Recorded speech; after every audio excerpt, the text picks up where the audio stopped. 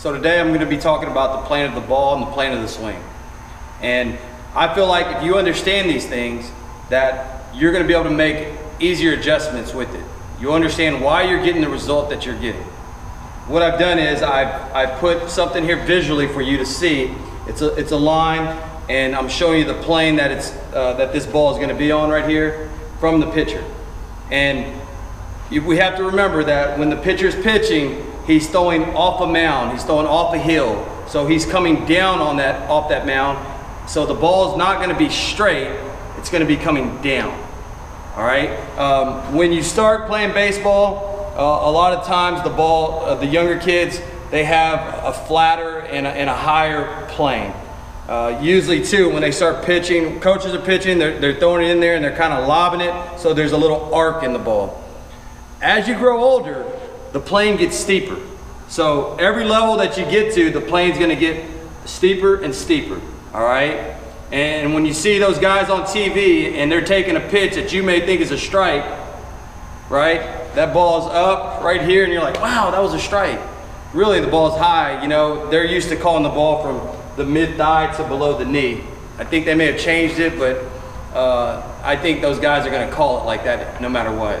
So, what we're going to talk about here is when I taught you those 3 steps and the 3 commons, the gather, the separation, the release, right? And I showed you the major league hitters doing it, and I also taught you about the rhythm and timing of it.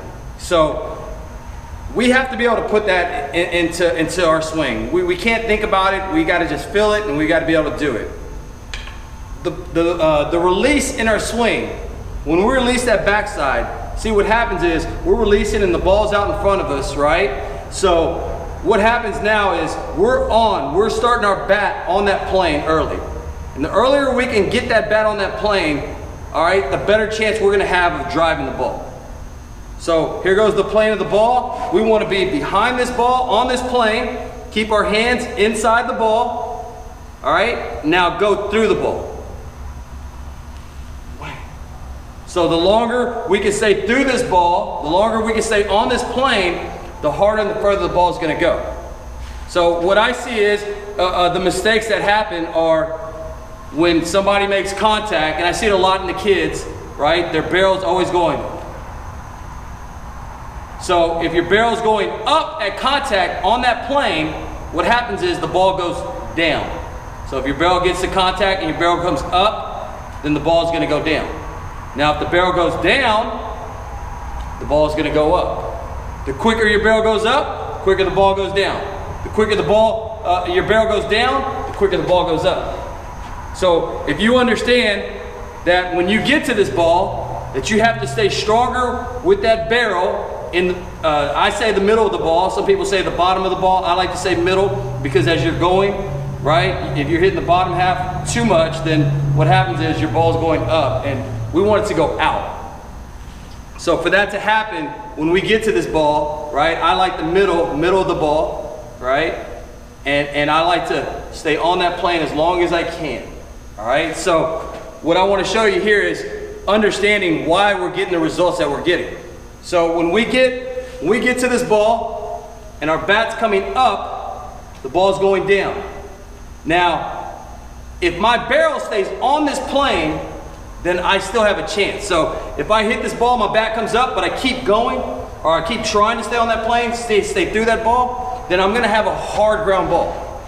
But if my barrel comes up at contact, and then I pull away from that plane, we're gonna have a very weak ground ball. Wherever you hit the ball, it's gonna be weak, all right?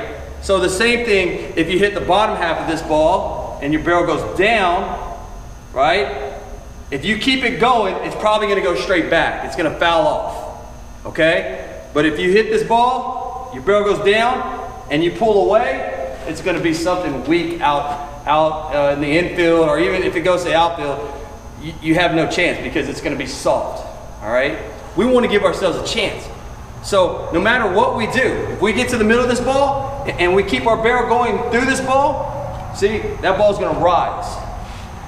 We get to this ball, to the middle of this ball, and we pull our bat back and up. See, that ball's gonna have a little top spin right there, right? So if we do this, and we bring our bat down as we're going through here, the ball's it's gonna go out, but it's not gonna have the life, the carry that it wants to. So for us to be able to have the carry and the drive, we've got to try to stay on this plane as long as we can. So when we're taking our swing, we've got to understand, we've got to get behind this ball, all right? We've got to be inside, behind this ball, and through this ball. And if we're always trying to stay through the ball on that plane, we always have a chance. Whether our bat goes down or up at contact, we always have a chance. So I feel like if you understand the plane, then you're really gonna be able to make that adjustment just by seeing the results. So the result is at contact, barrel goes up, ball goes down. Barrel goes down, ball goes up, right? So that's the result you get, ground ball or fly ball. Barrel stays behind it, ball goes out. Those are the results. Now, whether or not the ball is hit with anything behind them will be on how long you stay on that plane. So if you hit this ball and you keep your barrel going through that ball, right, on that plane, ball's gonna go out. If you get to the middle of that ball, stay on it, through it, right? Even if you hit the ball top and you're still going through that ball, trying to stay on that plane, you're gonna have more life behind it. So understanding the plane is really gonna help you be able to make the adjustments with your swing. You're not just gonna take 100 swings and keep making the same mistakes. You're gonna understand, hey, I gotta stay on that plane longer. I gotta stay behind that ball better, all right? So I hope that, what I'm gonna do is I'm gonna put this camera, I'm gonna move it over here to the back so you can really see it. And I'm gonna demonstrate some swings and I'm gonna slow them down so you can see the ground balls that are happening, the line drives, or the fly balls. Okay, now I put the camera in a different view right here because I want you to actually see the plane that I got here, all right? And out of the pitcher's hand, the ball, it's not staying flat because he's on the hill, it's coming down. So we have to be able to stay on that plane and we have to try to stay through it as long as we can. So remember, the contact point is the result that you get, whether the ball goes up, down, or out, okay? The through part, staying on that plane through that ball, right, is gonna give you the power and the velocity that's behind it, okay? So if your barrel hits the ball and your bat comes up, right, and then you pull away, not staying on the plane, then you're gonna have a weak ground ball. If your barrel hits the bottom, goes down, and comes off that plane early, then you're gonna have a weak fly ball. You're not gonna have the ball go out, all right? But if you're able to get to that baseball, square it up, middle of the ball, right? And keep that barrel going through that ball, right? Keep that barrel on that plane, then your ball will go out. So what I'm gonna do here is I'm gonna demonstrate with my Ya-Ya bat, all right? And I'm gonna show you some different types of swings. I'm gonna show you whether, if I hit a ground ball or a fly ball, then we're gonna get a better understanding of the plane of the swing.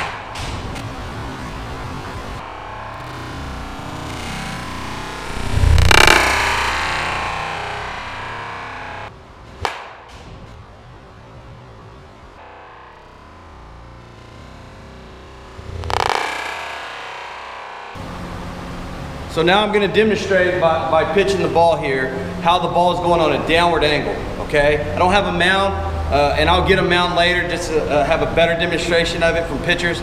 So what I want you to see now is that whenever the ball is being thrown, it's not being thrown up, it's going downward, okay? I'm gonna try to hit the ball or below that line of the ball, okay? And you're gonna get a view over there as well with it, all right? I'll get a pitcher's mound and I'll really demonstrate it, but for right now, I just kind of want you to see the plane of the ball.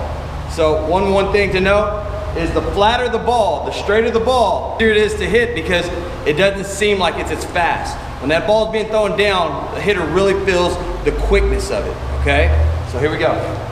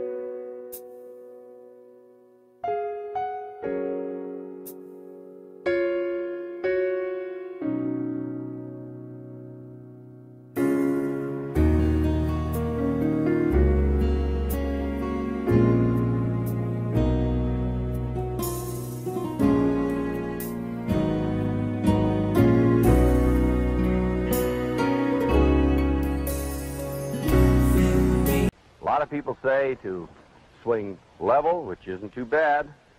Others say to swing down at the ball, which I think is real bad. But to me, the ideal swing has always been one that was slightly up, slightly up. The reason I say that is because the pitcher throwing the ball to the plate into the strike zone is delivering the ball at somewhere from 4 to 8 degrees of angle. I think it makes sense to think that if you swing in the opposite plane in which the ball is being pitched from, that your chances of making contact are much greater.